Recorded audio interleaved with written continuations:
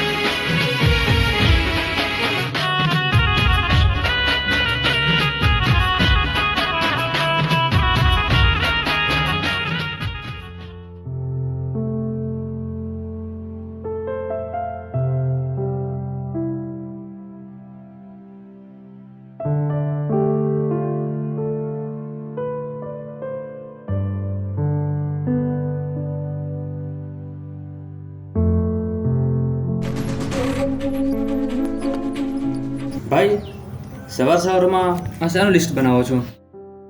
આ વખતે દશામાના મંદિરે ગરબાનું આયોજન કરવાનું છે. કેમ કે મંદિરે આ વખતે દાન પણ બહુ આવ્યું છે. તો ગરબા અને જમણવારનું આયોજન કરી દઈએ અને વધેલા પૈસાથી માતાજીના ભક્તોને મૂર્તિઓ અને માતાજીનો પૂજાપો આપણા તરફથી ફ્રીમાં આપી દઈશું. ચાલ ફટાફટ લિસ્ટ બનાવીને કામમાં લાગી જઈએ. આ વખતે માતાજીના ગરબાનું આયોજન બહુ ધૂમધામથી કરવું છે. શું ભાઈ, તમે હજુ એવા ને એવા રહ્યા? ભાઈ, જમાનો બદલાઈ ગયો હવે. એટલે હું કંઈ સમજ્યો નહીં.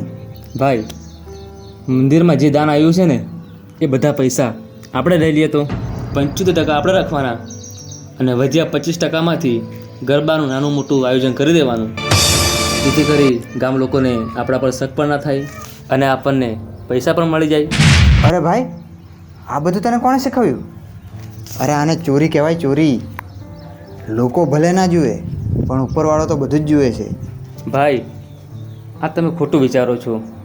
અત્યારે આવું કરીને લોકો આગળ આવે છે. બાકી ઈમાનદારીથી જીવવાવાળા ગામડામાં જન્મે અને ગામડામાં મરી જાય છે. મારે કોઈ જરૂર નથી શહેરની. શહેર કરતાં તો મારું ગામડું 100 ગણું વધારે સુંદર છે. આ તો મેં તમને સાચી સલાહ આપી હતી. તમે સમજો ના સમજો, બાકી પથ્થરની પૂજા કરવાથી કાંઈ મળતું નથી. સુનિલ, આજે બોલ્યો એ બોલ્યો. આજ પછી આવું બોલવાની ભૂલ ના કરતો. એ પથ્થર નથી, મા દશામાની મૂર્તિ છે. જુઓ ભાઈ, મને જે યોગ્ય લાગ્યું એ મેં તમને કહી દીધું. અને હા, ખોટું લાગ્યું હોય ને તો મને માફ કરજો. અત્યારે તું ગામમાં નવો છે એટલે તને ગામડું સમજતા થોડો ટાઈમ લાગશે. થોડા દિવસ અહીં રહીશ ને તો તને ધીમે ધીમે બધું સમજાઈ જશે. ચાલ હવે આ લિસ્ટ બનાવવામાં મને મદદ કરે. ના ભાઈ, તમે લિસ્ટ બનાવો. હું મારા મિત્રો સાથે બહાર ફરવા જઈ રહ્યો છું. હા હા, સંભાળીને જજો અને લે આ ખર્ચાના પૈસા.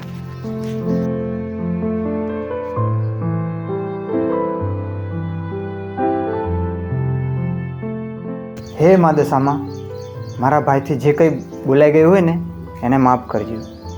એ હજુ નાનો છે. જય મા દશામાં.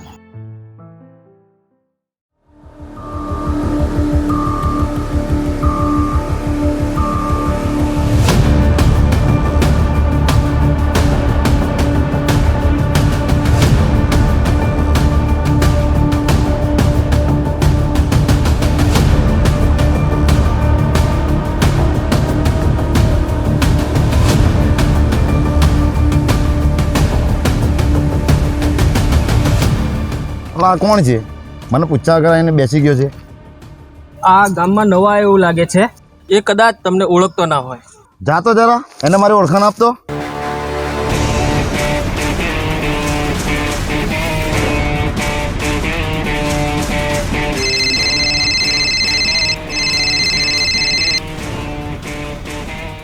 જો ભાઈ, આ માણસ આપણી વાતોમાં આવે એવું લાગતું નથી મને.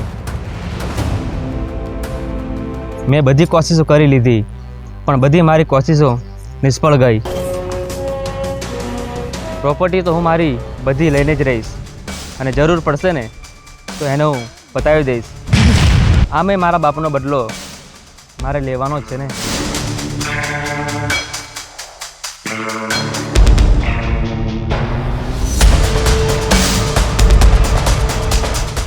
એ ભાઈ આયો. હા હા, આવ્યો.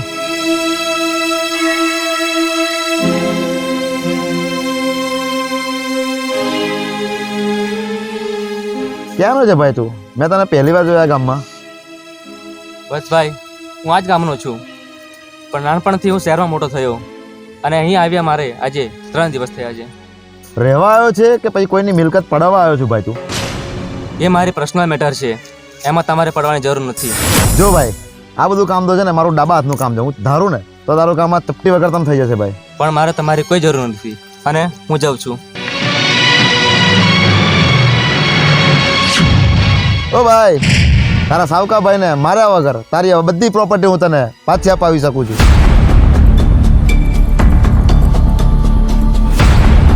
તમને કેવી રીતે ખબર કે ભાવેશ મારો સગો ભાઈ નથી?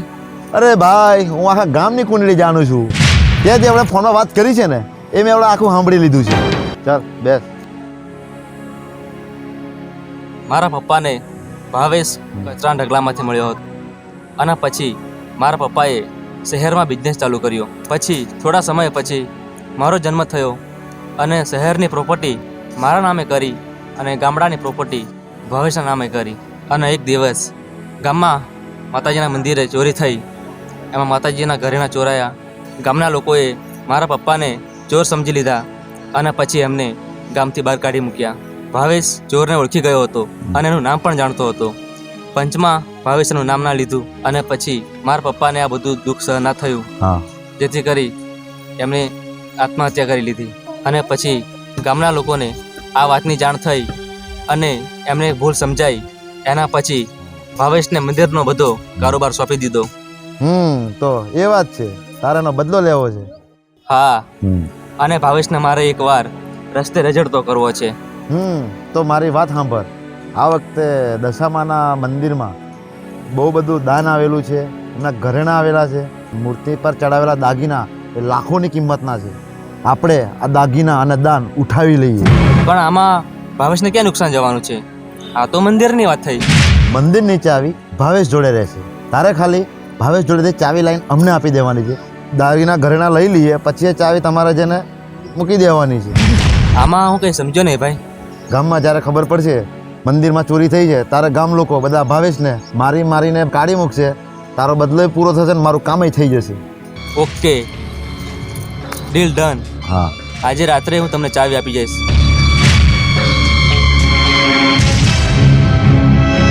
બેટા, તારી ચાલમાં તું જ ફસાઈ ગયો છે.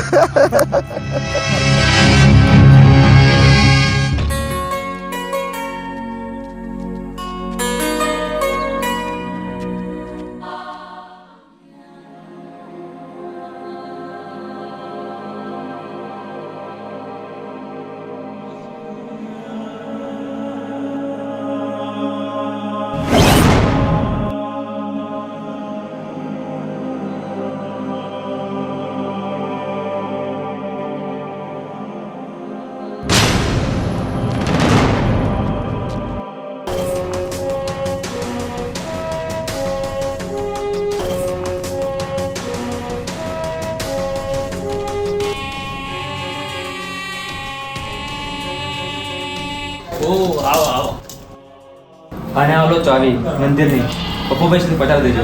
હા ભાઈ, 100%.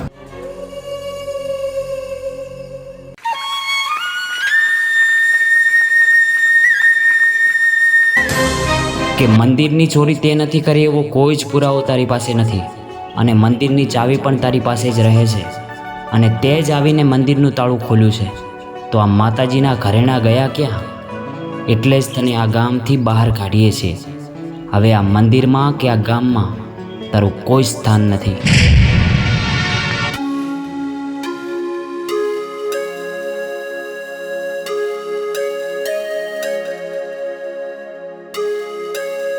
કેમ ભાઈ, તે આવું કેમ કર્યું?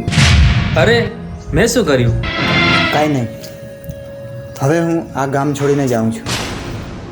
જા, આ બધી મિલકતના કાગળિયા લઈ આવ. હા ભાઈ, લાવ્યો.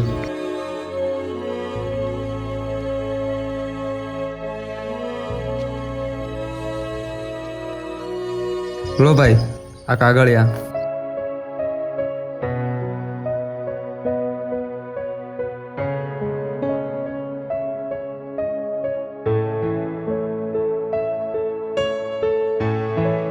મિલકત જોઈતી હતી તો કહી દેવું હતું, હું તરત જ તને આપી દેત, પણ આવું નહોતું કરું. આમ પણ હું તને જ આપવાનો હતો.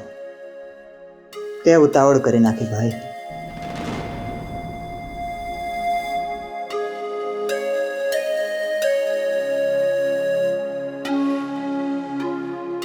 અરે યાર, હું તો એમ જ જાણતો હતો કે ભાવેશ મારી મિલકત દબાવીને બેઠો છે.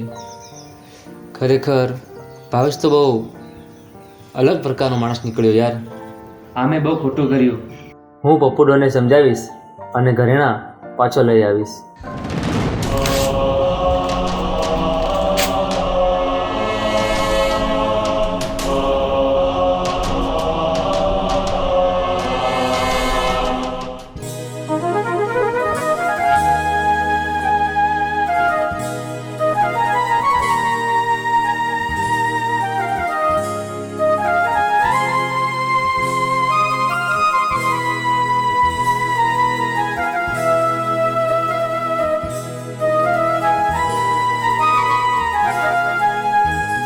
હે મા દશામાં, મને માફ કરજો.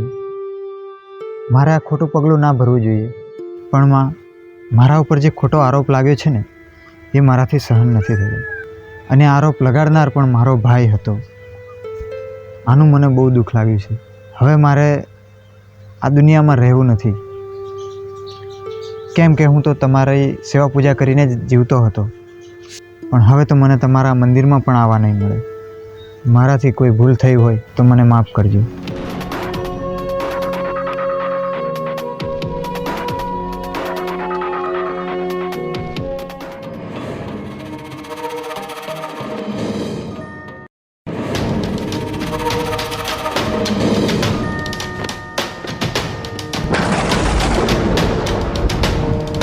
તું બીજા દીકરા,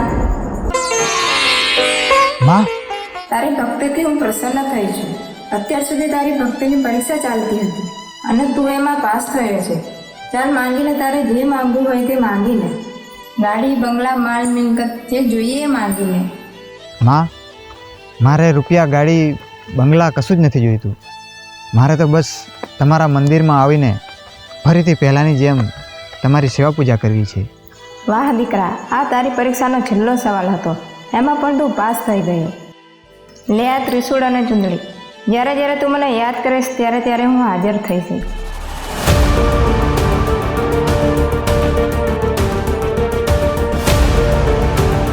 તારા પર જે આરોપ લાગ્યા છે એ આરોપીઓ પણ પકડાઈ જશે અને ગામમાં ફરીથી તને પહેલાં જેવું માન મળશે અને હંમેશા તું પ્રગતિ કરતો રહીશ. આ મારા તને આશીર્વાદ છે. તથાસ્તુ. જય દશામાં.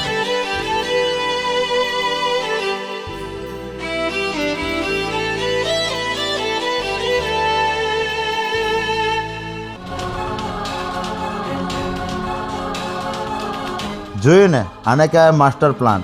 એક જ કાંકરા બે પક્ષી પાડી દીધા. પણ ભાઈ, તમને તો ખાલી ઘરેણા મળ્યા છે. આ એક કાંકરે બે પક્ષી કેવી રીતના થયા? જો ભાવેશના ભાઈને એની મમ્મીએ મિલકત પડાવવા માટે ખોટી કહાની સમજાવી હતી અને એ બકરો આપણી ચાળમાં ફસાઈ ગયો. અસલમાં વર્ષો પહેલાં મેં જ ચોરી કરી હતી અને ભાવેશ મને ઓળખી ગયો હતો. એટલે ભાવેશના પપ્પાએ મને પકડીને ગામની બહાર કાઢી મૂક્યો હતો અને એ જ રાતે મેં એના પપ્પાનું ખૂન કરી નાખ્યું હતું. પછી એની મમ્મી ભાવેશના ભાઈને શહેરમાં લઈને શિફ્ટ થઈ ગયા હતા. અચ્છા, તો એવી વાત છે ને. હા, મારે ભાવેશને ગામની બહાર કાઢવો હતો. પેલા શહેરી છોકરાના ભૂલથી આપણું કામ આસાન થઈ ગયું. અને આ ભૂલ હું સુધારવા જ માંગુ છું.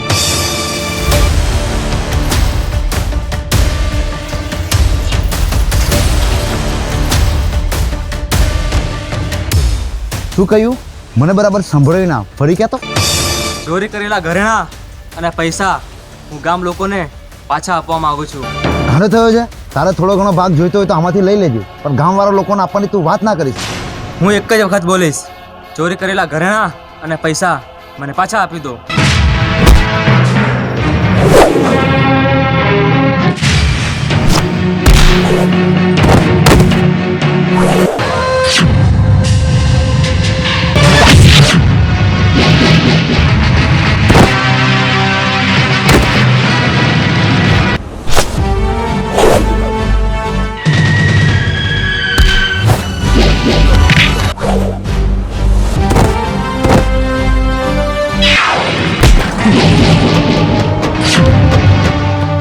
या देवी सर्वभूतेषु